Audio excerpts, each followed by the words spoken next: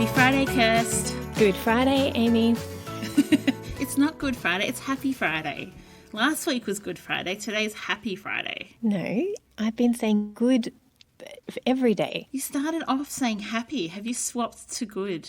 Remember last week we were saying we'd end up going like happy, happy, happy, happy, happy, happy, happy. I think you've lost your nanas. Listeners, tell us. Well, let's have we the been listeners greeting you tell us. with Happy Friday or like Happy Thursday or Good Thursday? I think it's happy, but you think it's good. I'm confused and also don't care.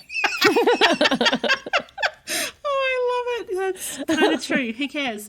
Hello, lovely community and listeners. It is Friday, the 17th of April. Had to actually check that. Yes. Oh my gosh, how is it mid-April? Because we've been in isolation for a month. 5 weeks is the revels. We're just shy of 5 weeks we've been in ISO, which is pretty impressive that we're all still alive and happy. Yes, it has gone very, very quickly. It has. I thought, so we're going to talk about Lego today, but Kirst, you saw something on social that you thought would be great to have a little bit of a natter about. Have you got that in front of you? Okay, so you've probably all seen it on the interweb and Facebook. It says, we are all in the same boat. We are not all in the same storm. So for some people, it's sprinkling. This is a break. It's a breather. It's a pause in the normal. It's time to reconnect with family and slow down. Honestly, it's kind of peaceful. For some, it's a storm. It's a bit scary. It's disruptive. It's enough to make you stay up and watch the news and worry. And for some, it's a hurricane. It's tearing at the boards. It's pulling off the roof. It's washing them out to sea. It's dark and unknown, and it's life-changing. It's not wrong to be enjoying the sprinkles or enduring the storm, but please don't negate the difference. Rest with family, but don't minimize the hurricane engulfing your neighbor. Laugh at the meme, but get on your knees for your friends. Get in someone else's storm. Oh, not only, do you know, can we credit that to anyone? That was so powerful for me. I really, I was like, yes, that rings true for me. How about you, Amy? Yeah, I just wanted to say first, can we credit that to anyone? Do we know who wrote that? I do not. Okay, that's all right. That's fine. Yeah, it rings true for me, and it is quite, it's freeing in the sense that no matter which of those scenarios, of which of those storms that it talks about, that's okay. And I think there's such freedom in saying, I am in the really bad storm and someone else has got the light sprinkle and the sunshine rain, that it's a sun shower, and that's okay. So I think for my family, we're probably in a sun shower. So we're all healthy. Cal's still able to work his 3 days from home. He's was due to start a new job this week. And that has been not even put on the back burner. They've just said, I'm really sorry, we can't go ahead with that role at the moment. We'll maybe think about talking about it in like September, October, but don't hold your breath. So there's been financial pressures. Obviously, I can't be in seeing clients, but I feel like as a family, we're pretty resilient to those type of things financially, and so it really has been a sun shower for us. We're enjoying being home, we're baking, we're playing board games. I haven't worn a bra in a month. Like it's good days for us. We're nervous because Elijah has respiratory, what's the word? He's not immunocompromised. He's like respiratory compromised is maybe how you'd describe it. So we're kind of just conscious but not concerned.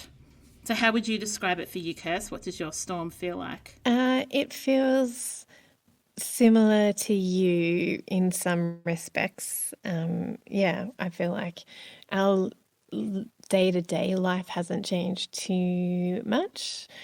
Obviously, I'm not working. Obviously, Simon is working. Sorry, I'm not working in people's homes. I am working. Simon's working from home on Zoom meetings, and the kids have adjusted fairly well to homeschooling, and now they're on holidays. And so our everyday life hasn't changed too much. I think that it hasn't been all rainbows and sunshines in our family though. Like we're not doing lots of, it's not a proper holiday. It's not a, it's just not. So I feel that, and then I've got lots of friends and lots of people on social media who it is a real hurricane for. So it's been challenging in this season just to hold space for people as well, and to be excited for the people who are being like super mum and being awesomely creative and being able to be all the things that they wish that they could have been. Yeah, all the mums that are doing like pre-prepared snacks and little signs that are like school canteen and then like big whiteboards with colour-coded. I'm like so impressed, but not aspiring to join them. Yeah, and it's been really interesting, the last couple of days. Victoria have gone back to school, and obviously I've got loads of friends in Victoria, and not everybody, but lots of people have been like, "Oh no," and sometimes my response has been, "Yeah, that's what it was like for us 3 weeks ago." Like, weren't you listening to us 3 weeks ago? So it's been funny and interesting, and interesting to watch, and as I said, hold space for people and to be very compassionate in that other people's experiences isn't mine, and that is okay. Yep. And not to minimize anybody else's experience, but also acknowledge that I don't have to be super happy and super excited, and I don't have to be in like tearing my hair out. This is the worst thing ever either, if that's not my experience. Like, just trying to be compassionate towards other people and be not feeling guilty for however it is that I'm feeling on a particular day. Yes, grace and freedom. I Yes. love that grace and freedom don't stop being our core when it comes to the world being in a pandemic. That grace and freedom override all, which is nice. Yeah. So today we want to talk about Lego. We've got a whole episode on Lego, so we'll link to that in the show notes, but more about what Lego looks like in ISO rather than the existing Lego, which was, our episode was just like normal life before we knew this was happening. So Kirst, have your kids been playing with Lego in ISO? Yes, but only on school holidays, which is yesterday and today and the other day.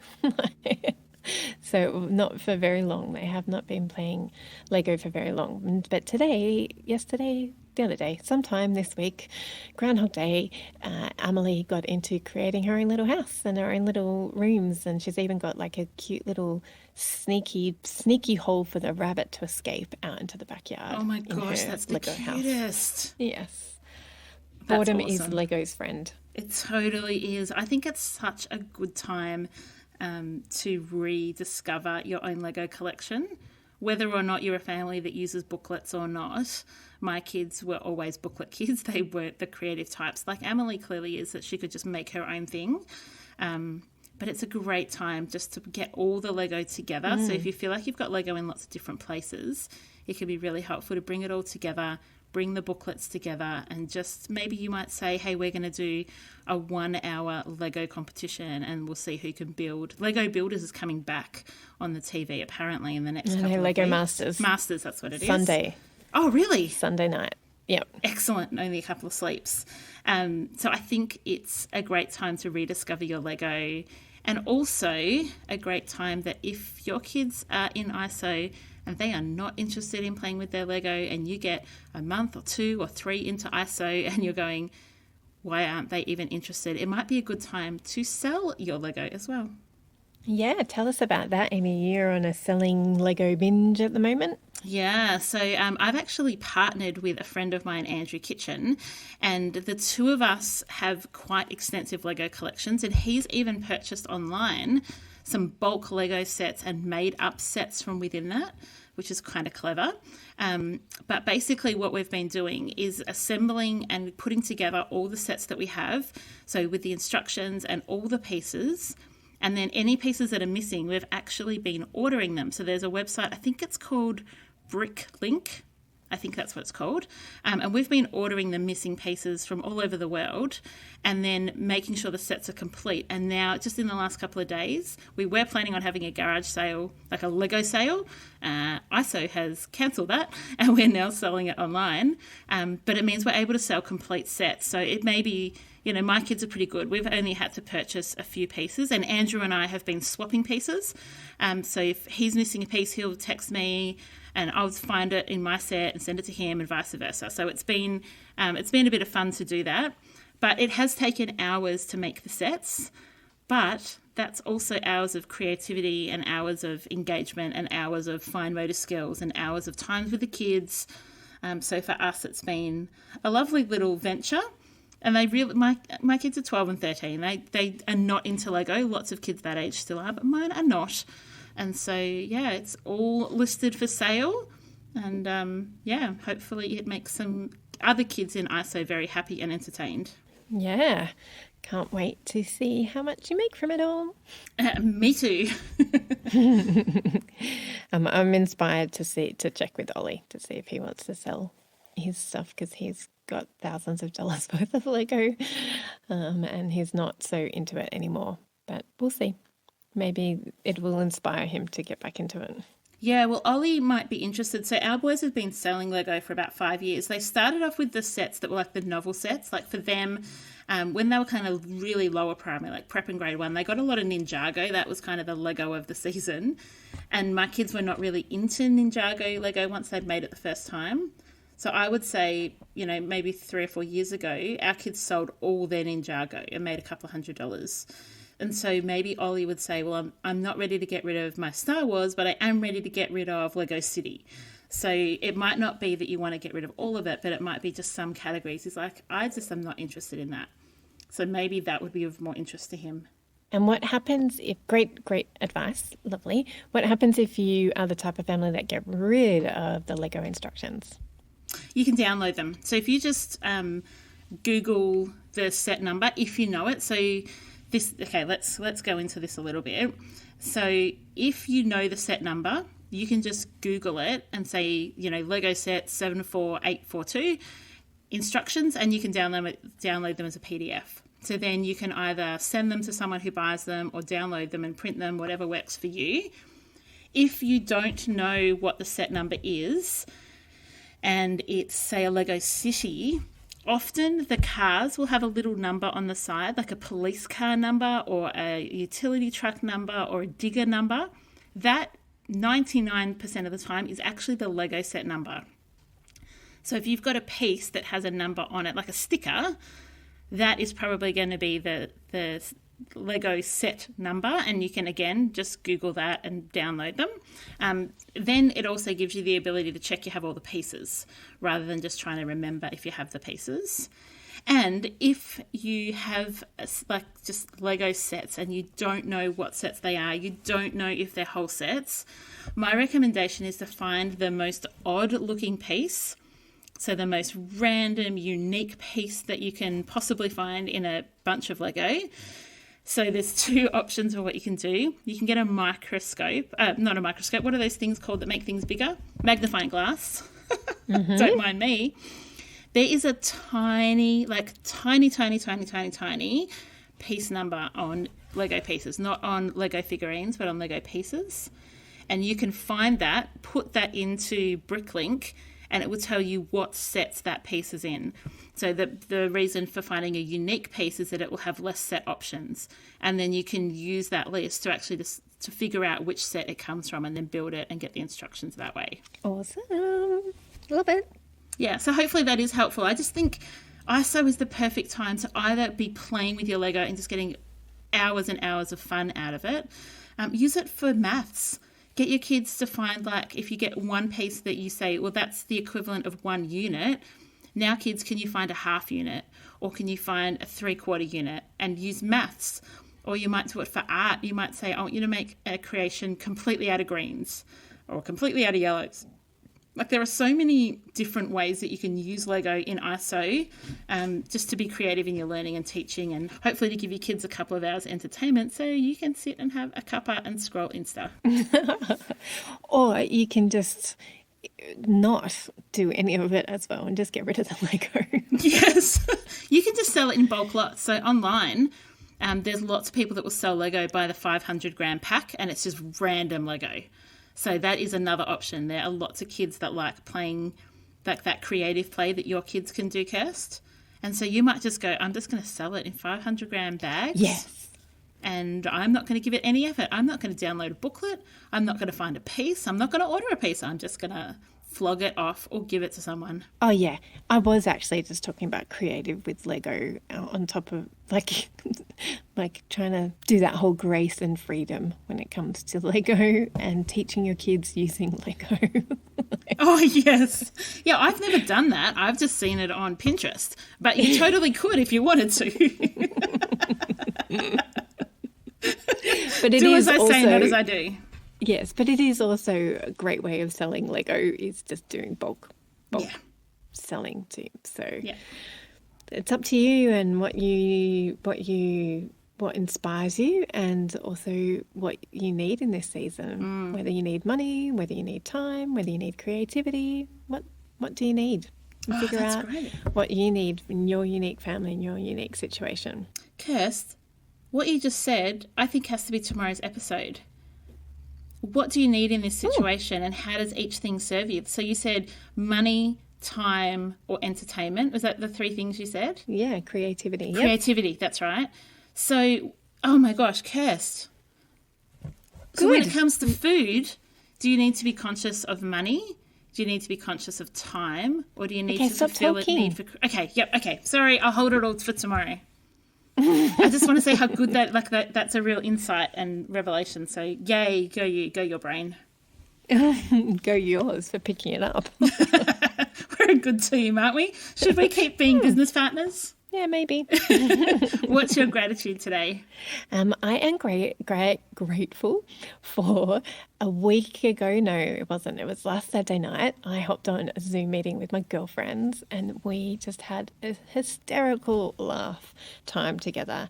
There may have been too much alcohol consumed by some people, but it was so worth it and worthy, and it was very funny. And one of my girlfriends was laughing at my home office setup because I moved from my normal seat in front of my computer to my couch seat, my lounge seat, and then it just looked very staged, because it is, but not staged. It's just how I have my office. But she thought it was very staged for Zoom meetings, and she was just having a good old laugh at me. That's great. So yeah, it was a fun couple of hours hanging out with my girlfriends who I haven't seen for obviously too long, but then also too long in real life as well, like even before ISO. So it was lovely. What about you? I love that.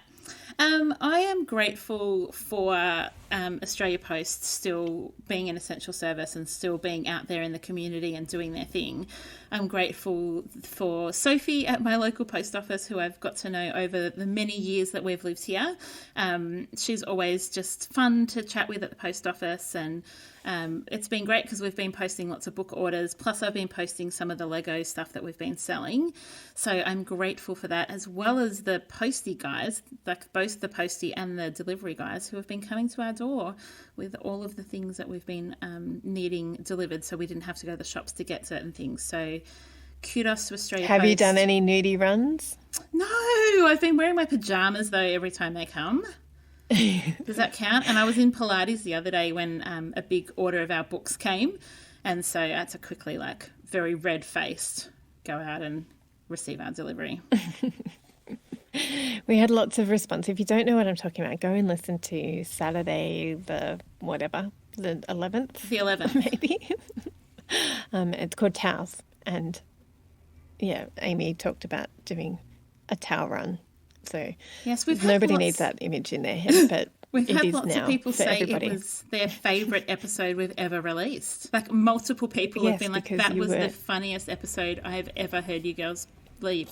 So if you haven't listened to it, go back and listen. It's called Towels, which is so benign and boring, but it is a funny one. But it isn't boring. It's very funny because Amy shares way too much information, and probably I do too. Yes, we go a little bit TMI, but it's all good. Thank you for joining us on the Good Friday. Happy Friday. Happy Friday. We will be back in your ears tomorrow. See you then. Bye. Thanks for joining us. If you've learnt something awesome today, we'd love you to leave us a review on iTunes or Facebook so others can find our podcast too. Don't forget you can see the show notes in your podcast app or over at our website, artofdecluttering.com.au. So if there's anything you want more info on, check it out there. If you'd like to join our supporter community, you can do so over at patreon.com/theartofdecluttering. We hope you have a great rest of your day and enjoy the freedom.